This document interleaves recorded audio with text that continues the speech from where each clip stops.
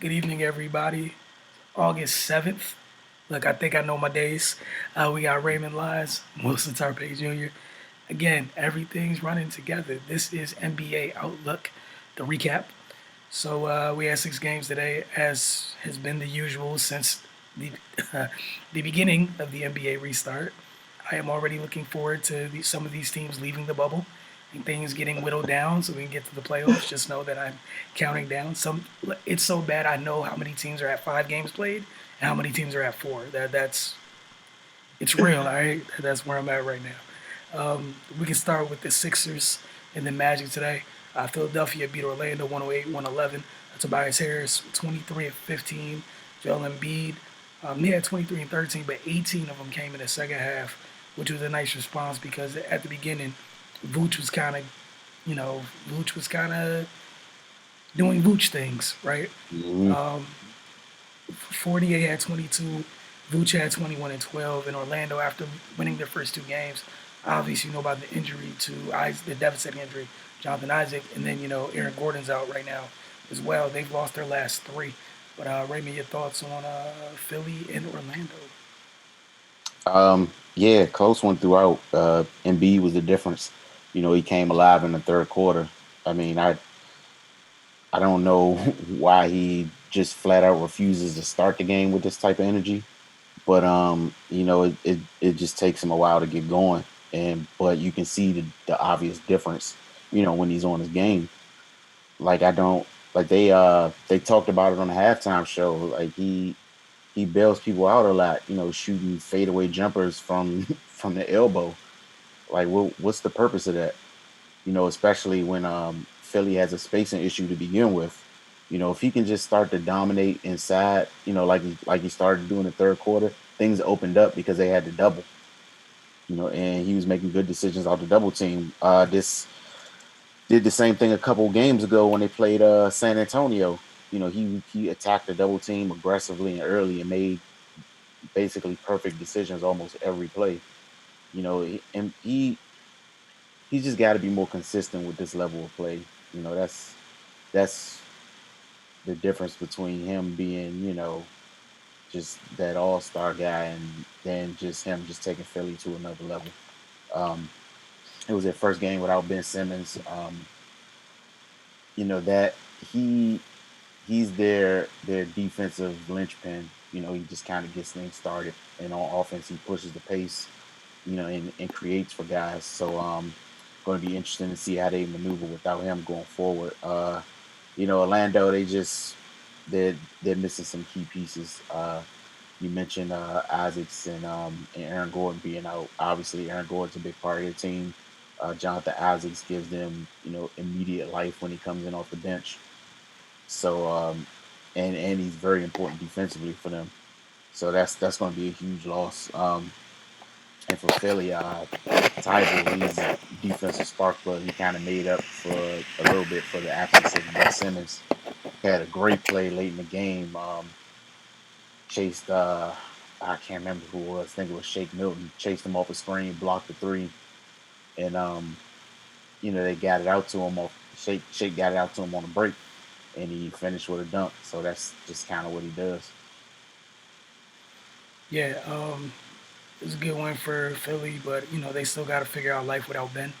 It was good to see Al Horford kind of step in and contribute as well. For the Nets, they clinch a playoff spot. They somehow got it done, right? With the win over the Kings. Karis LeVert with 22. Jared Allen had a big game, 17, 11, and 8 assists in their 119-106 win over the Kings. Tough sledding for the Kings, man. It's just been real tough. They cut their deficit to as little as 4 at one point. Then the Nets kind of just, they were poised to control the game, and they made sure that there wasn't going to be any funny business down the stretch. Bogdanovich had another big night, 27 points. Garen Fox with 21. Buddy Hield had 17. Joe Harris, you can't let shooters get going. 8 of 11 from the field, 5 of 7 from 3. You know what he's there for, right? Um, yeah, for the Nets, you shocked that they went ahead and somehow continued to overachieve, I guess. That's the perfect summation for what they're doing. Like, I mean, They are bombed out and depleted, but they're here and they're making the most of it. Shout out to them for that. Um, if you're Sacramento, no disrespect to the Nets at all, but if you're fighting for your postseason life, you can't lose this game. Right. This should be. I mean, no game in the NBA is easy, but you should kind of be charged up for this. Um, yeah, they finally got some contribution outside of Fox and Bogdanovich, but it just wasn't enough. Defensive woes continue. The Nets, man, they had a 39-point second quarter, and Sacramento just playing catch up from that point on. They got to get better. Um, that's all there is to it. All right. And also, shout out to Chris Chioza, had another solid game, 14 points, so a few rebounds, 6 assists. Former member of the Capital City Go-Go and the Washington Wizards, getting something done. Unlike his former team, he looks to be in the postseason. So, the Grizzlies, they finally win one. Dylan Brooks, 22 points, to lead them. They beat the Oklahoma City Thunder, so it was a quality win, 121-92. Valanciunas with 19 and 11. Ja, chipped in with 19 and 9 assists. Oklahoma City was up by as many as 18. And,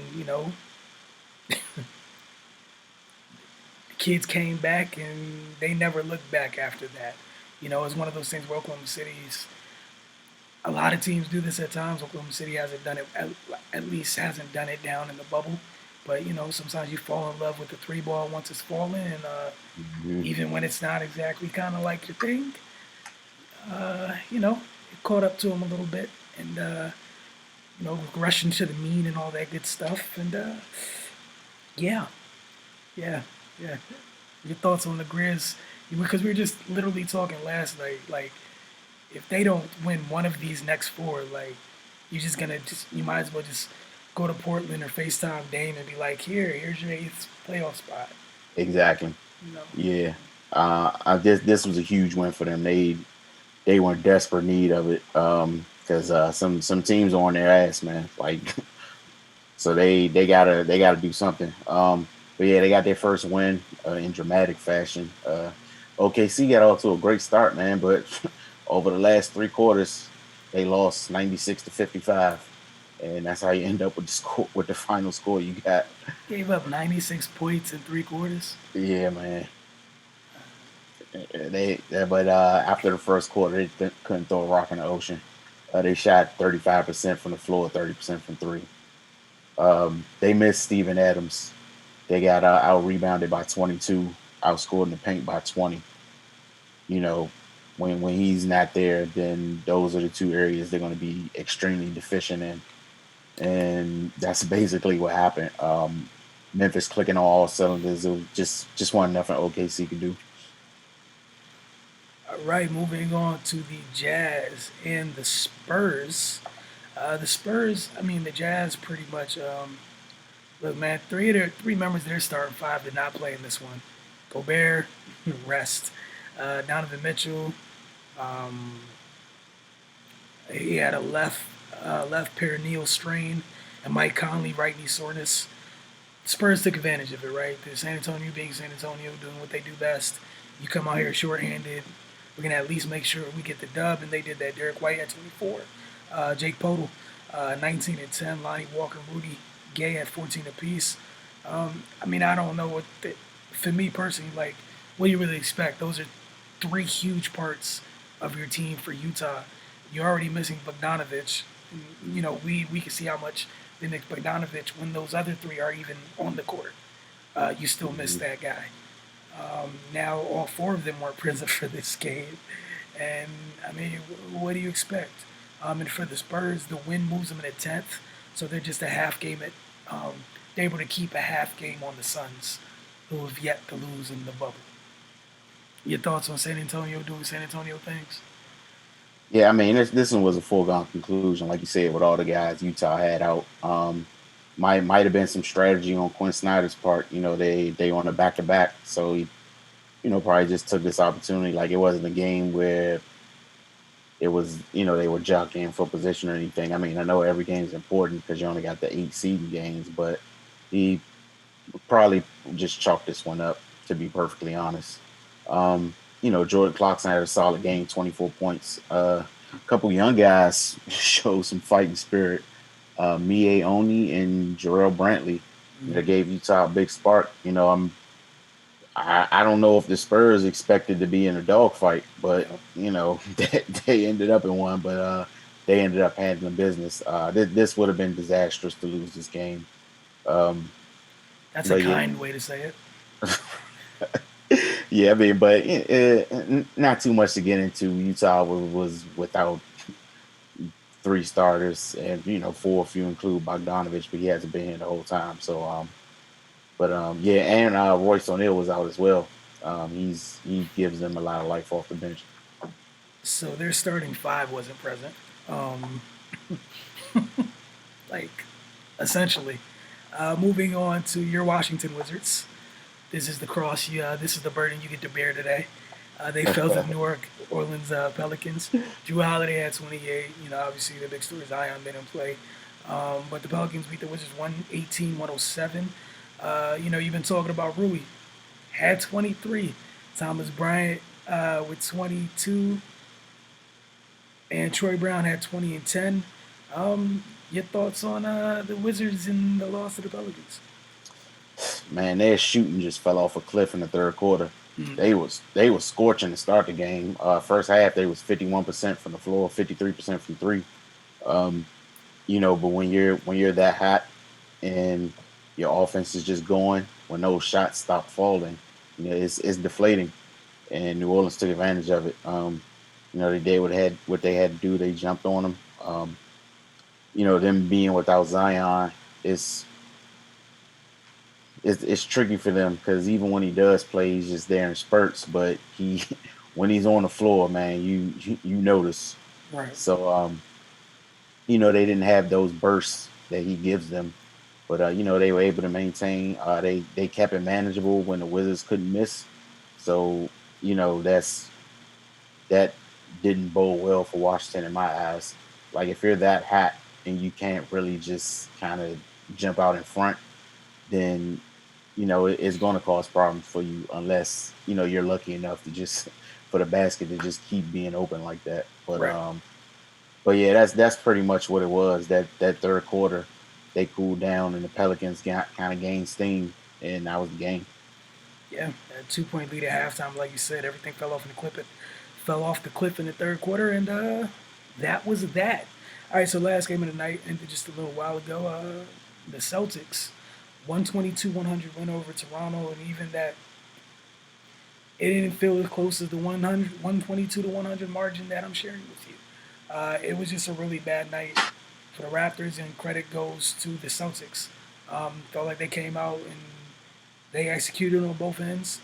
And one of the things, Kemba's been in and out of the lineup.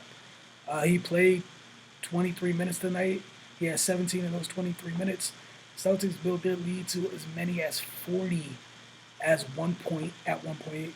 Jalen Brown had 20, Tatum threw an 18. It was a well balanced effort. Um, you saw the entire Boston rotation, and it was a rough night for Toronto. Obviously, we don't do the hot take thing here where we're gonna go crazy, the overreaction to this game.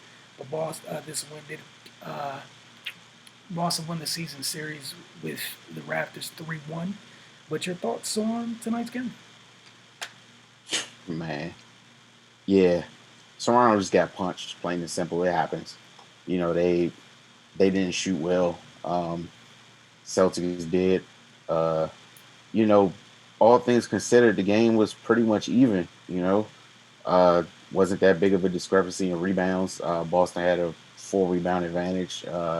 They moved the ball a little bit better. Had 27 assists to Toronto's 20. But everything else, like Toronto outscored them in the paint 54-50. Toronto shot 17 free throws and Boston shot 16. It was the shooting that was the difference. Toronto was 42%, 42.7, which isn't horrible, but it's not great. And they were 26% from three. Boston on the other hand was 49% from the floor and 34% from three. Um, it just it didn't seem like they were getting blasted the way they were. just looking at the game, it just looked like they were missing shots. But Hmm. when one team is missing everything and the other team is making everything, it that's that's just what happens. So yeah, like you said, there's no need to have a knee jerk reaction to this. Toronto, they've been solid all season. We know what they're about. They just had one of them games. Yeah, and still, even with this, like Boston still trails Toronto. Toronto's kind of in firm hold of that number 2 spot. Like they'd have to fall off the cliff. And I don't even know if there's enough games left for them to fall off that type of cliff for Boston to catch them. Um, so I mean, like you said, it's one of those nights. At the end of the day, Toronto's 3-1 through their 4 games here. Life's fine if you're the Raptors. Everything's gonna be all right. Want to thank you guys for hanging with us tonight. It's Raymond Lyons, Wilson Tarpe Jr., and we'll see you guys very soon.